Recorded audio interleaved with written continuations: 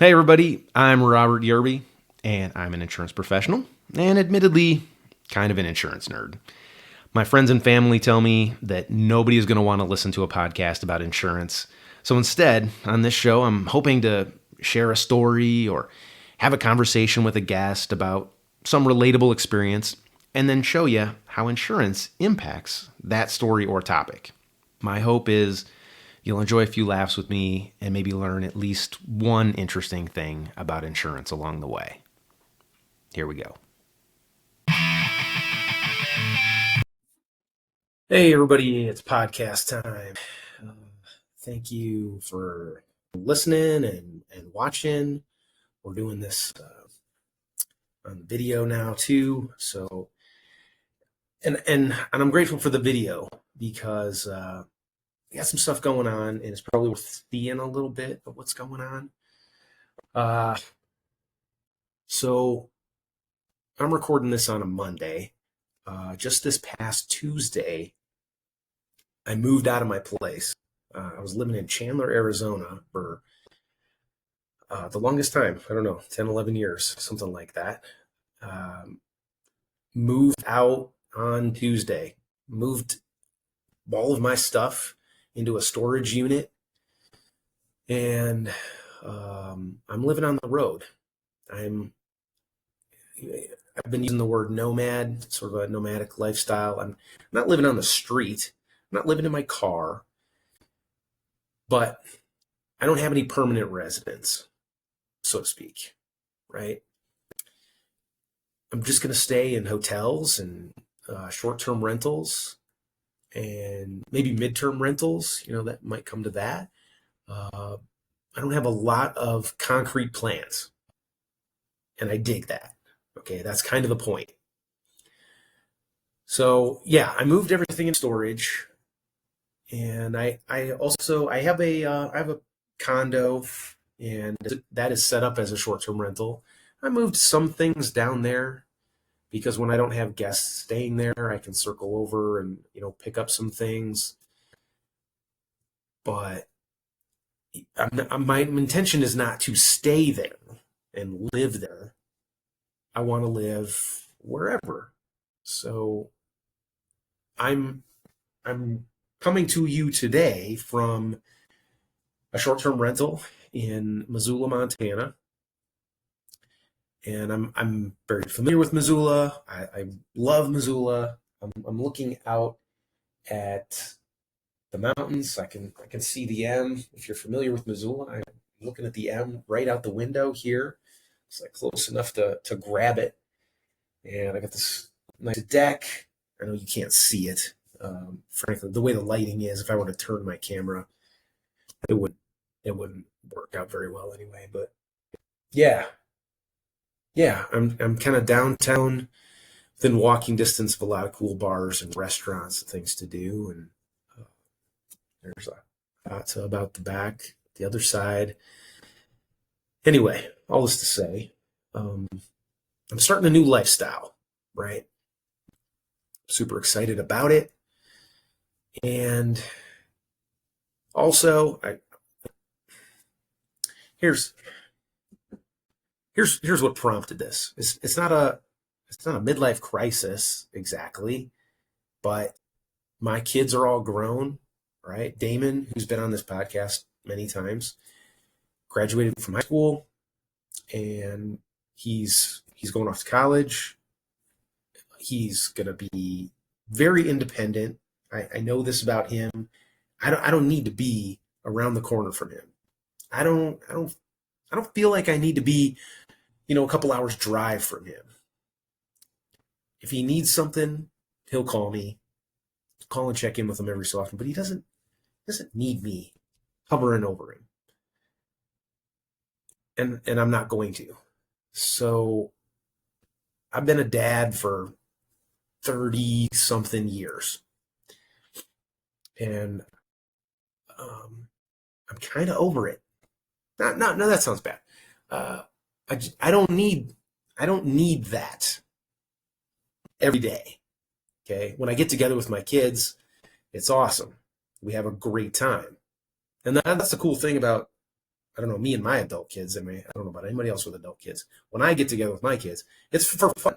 Like we have a great time. We're usually doing something fun. We're going to a basketball tournament, or it's Thanksgiving, or Brandon and I are going to a Cubs game. I got my Cubs shirt on here. We're going to a Cubs Brewers game next week, a couple weeks. It's fun stuff, and I love that. But I don't think I'm gonna miss the day to day dad stuff, and I want to do something different. I want to, yeah, just be going wherever I want to go all the time, and so I'm giving that a shot. Well, yeah, not for nothing, but I want to do this the right way. I gotta be an adult about it. There's some things to think about, right? And this is an insurance podcast. I just thought I'd talk a little bit about like the insurance considerations or some of them. Yeah, there's more than one, definitely. But here's something. So, I have a I have a I have a renter's insurance policy. Okay, the place I was living in Chandler was a rented apartment, so I had a renter's insurance policy there. I also have a landlord policy for the rental property that I own. And so an obvious question would be like, okay, so my stuff that I have, like in the storage unit, stuff at the rental property, the stuff I'm carrying with me wherever I go, how is that stuff protected or insured? And one way I'll answer that is to say, I'm not carrying a lot of stuff with me. I'm definitely not carrying a lot of valuables with me. I keep telling people I want to get down to 2 duffel bags and a briefcase. I still have to work, right? I'm not independently wealthy, and I'm also not the type to go wandering into some place where it's just super cheap to live. Like I'm not staying in hostels. Like this is a nice place. It's not cheap. I won't always be staying at places that are as expensive as this, maybe. Yeah, yeah, not. But I'm not staying at hostels. I'm not going to just be crashing on my sister's couch, for months at a time. I'm not living like that. I'm not going to Micronesia and living on, a bamboo cot. Yeah, okay. But I am not carrying with me a lot of stuff. As of right this second, I've got one decent sized suitcase with me and a briefcase. And that's it. At times, maybe I'll take a couple of suitcases. Maybe I'll have a guitar case with me. Some places, that'd be nice. But not a lot of stuff. The things that I'm carrying with me probably don't amount to, yeah, even a couple $1,000. Yeah. Of course, then I have things that are in the storage unit. Now, I got rid of a lot of stuff. There aren't a lot of valuables in the storage unit either. Not really. I've got some pieces of furniture, and I got rid of some furniture for sure. There's a few pieces of furniture in there. There's like documents that I need to keep, for tax purposes or just historical purposes, personal things that I might need. Um, there's maybe some personal items that are, yeah, I guess special to me. Those are the worst things to think about insuring, though. sentimental value is not something that you can insure. So it's just, it's a picture.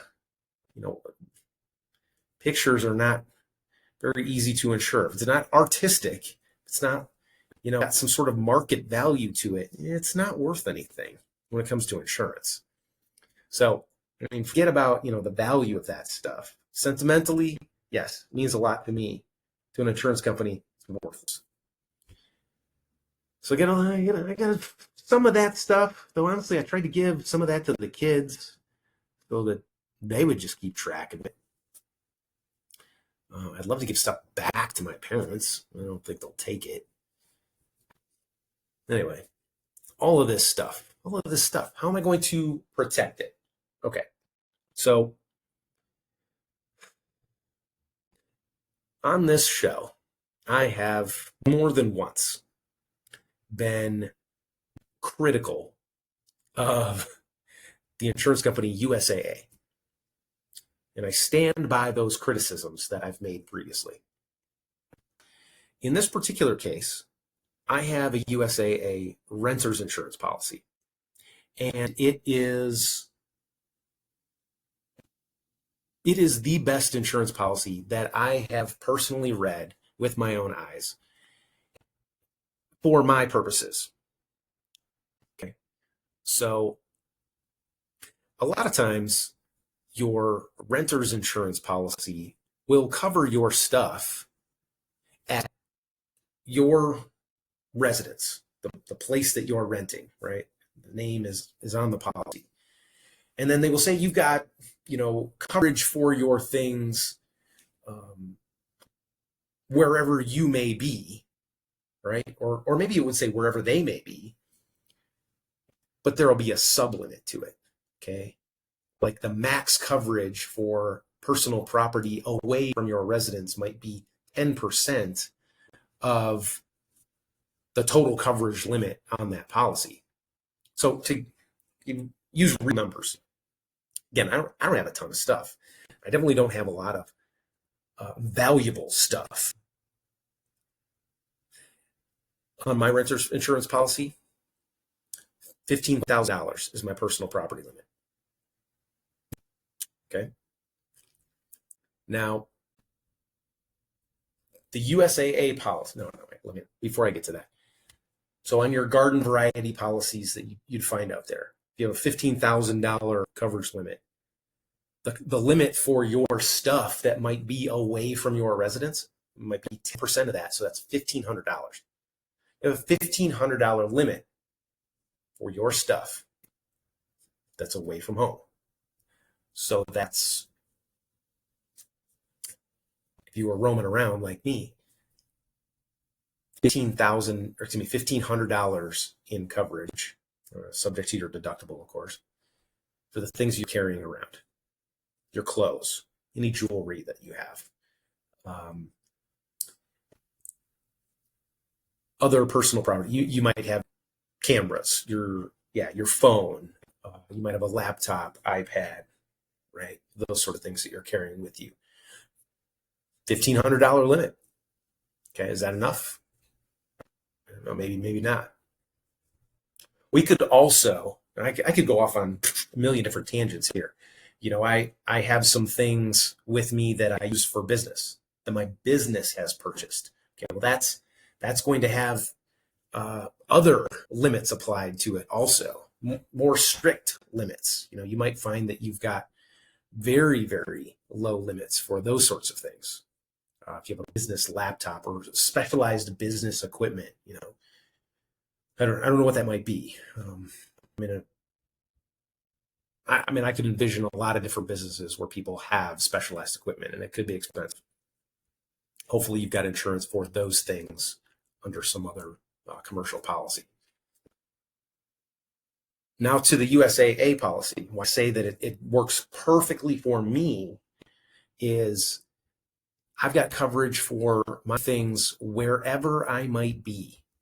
I'm going to read you the actual language. Should have had this queued up. Here we go. Under property covered, The language reads, subject to the property not covered provisions of this policy, we cover all personal property anywhere in the world owned by any insured or someone else when it is at your residence or in your custody. Very short, very short. They are covering all personal property anywhere in the world owned by this insured. So I can stash stuff at my son's place up in Chicago. I can have some stuff stashed at my sister's place in Detroit. I can have place at my storage unit in Chandler, Arizona. I can have stuff that I'm carrying around with me wherever I might be. It's covered. And there's no sublimit because I've got it away from my mailing address.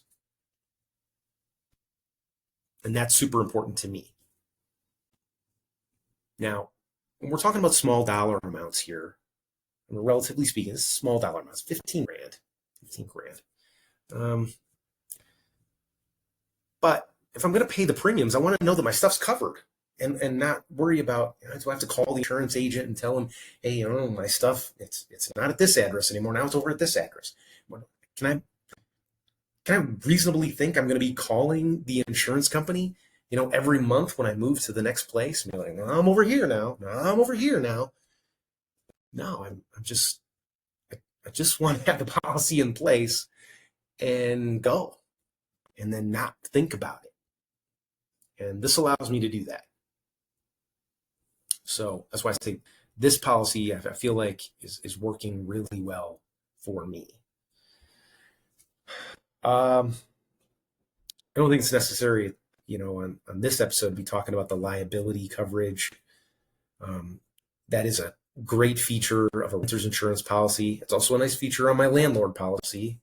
If you owned your own home, it's a great feature of your homeowner's policy. I just don't know. We need to get into that on this podcast here.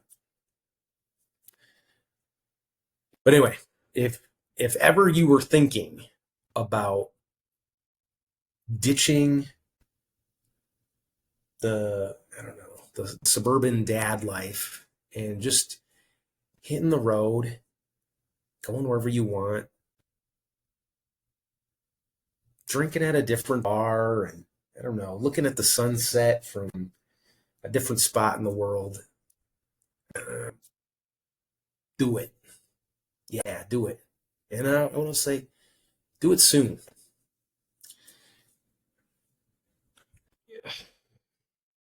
I can come up with reasons not to do it now. But I had some things happen to people that I care about. Where it was just crappy luck, right? They got sick.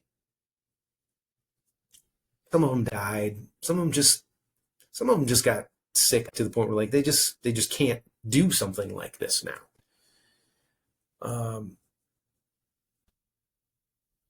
I also think some people just lose the confidence that they can do it. I think that they could do it. They just think that they can't. And so, I don't know, for me, before I get to that point where I can't do it or I think that I can't do it, I'm going to do it. And so I'm out. I'm gone.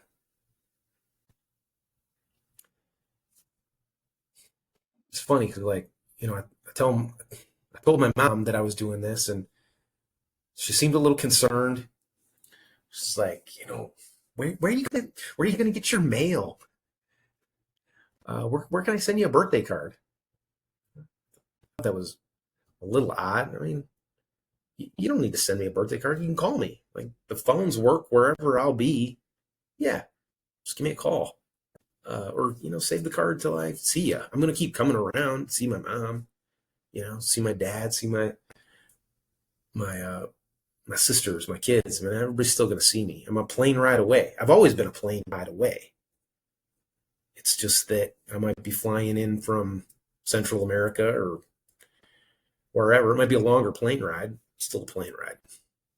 And yeah, that's how I feel about that. For now, I'm in Missoula, Montana. I don't know where the next podcast episode will be broadcast from, but until next time, I hope there was maybe one interesting thing about insurance in there. For you renters, man, look at your renter's insurance policy. For a lot of you, it won't make a difference. I'm not saying you got to switch from State Farm or Allstate or Geico, that those policies stink. And that's not what I'm saying at all. It's just, for my particular situation, I'm glad that I got USAA. And I read the policy. How about that? There's a lesson there too. I read the policy. How many of you have renters insurance policies? You never read the policy. You don't know what it says. If your stuff gets, stolen or burned or